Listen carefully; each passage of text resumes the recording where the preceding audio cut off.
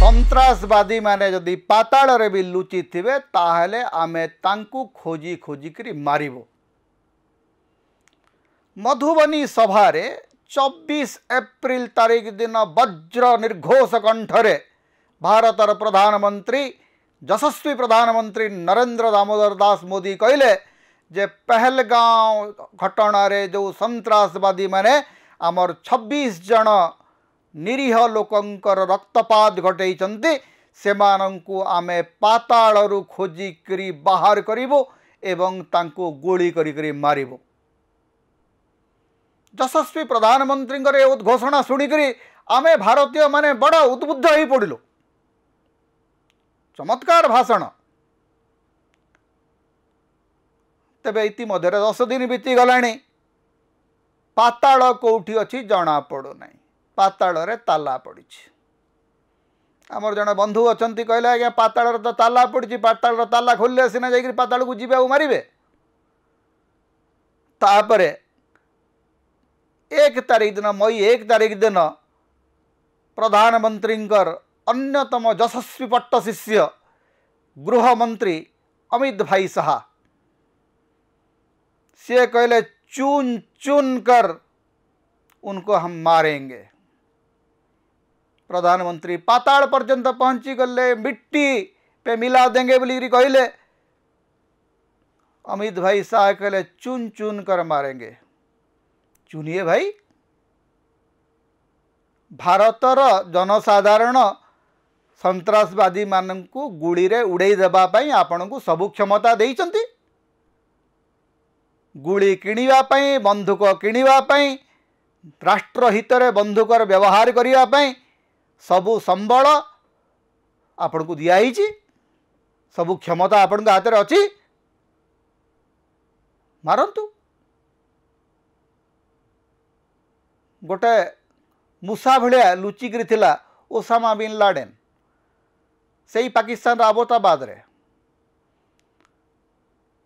सीधा सीधा आसिला missile आसिला America missile आसिला Pakistan भीतर को पशिला एवं सीधा ओसामा बिन लाडेन को मारी देकरी पुणी फेरीगला। आउ किछि हैला नै। गोटे टार्गेट जी सन्त्रासवादी ताकू मारी देकरी अमेरिका रो मिसाइल फेरीगला।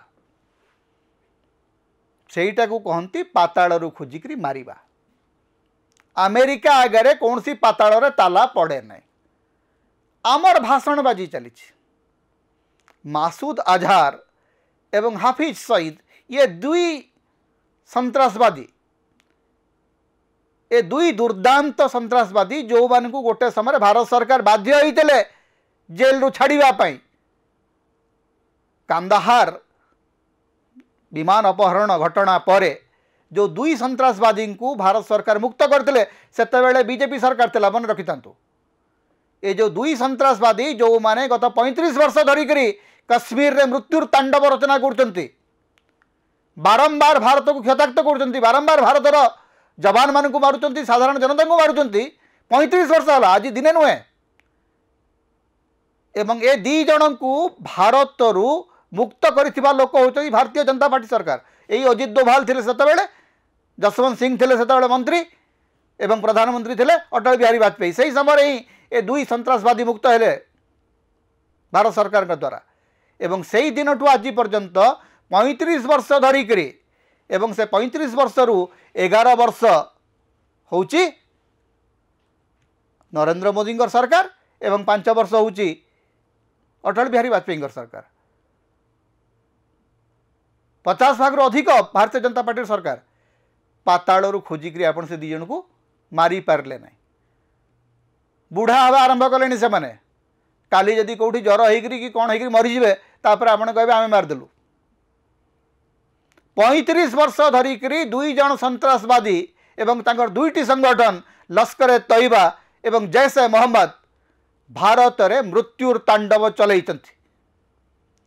कश्मीर रो अनेक युवकों को से माने सन्त्रासवादी रे रूपांतरित करुचंती। मृत्यु दूत हेकरी से माने आसिकरी आमर जवान मान को मारुचंती। आमर साधारण जनता को मारुचंती। हेले सेमानंकु को पाताळरू खोजिकरी आमे बाहर करी पारू नाहु भाषण मारुचु भाषण रे कहूचु जे मिट्टी में मिला देंगे को माटी रे मिसिबे आज्ञा केबे मिसिबे केते दिन लागिबो जेते बेले पुलवामा घटना घटिला यही समान वाक्य थिला यही समान उच्चारण थिला यही समान उद्घोषणा थिला उरी रे समान पठानकोट रे समान गलावान चाइनीज सेनाबाहिनी आक्रमण रे आमर भारतीय सेनाबाहिनी जवान माने प्राण हरेले शहीद हेले सेतरु काहाकू जन को आम दंडित करि पारले नै तेणु आगे सन्त्रासवाद विरुद्ध रे लड़ीबाकू हेले पाताल को जाइकरी मारिबार जो दम चुन चुन के मारिबार जो दम सेटा केवल भाषण रे आसे नाही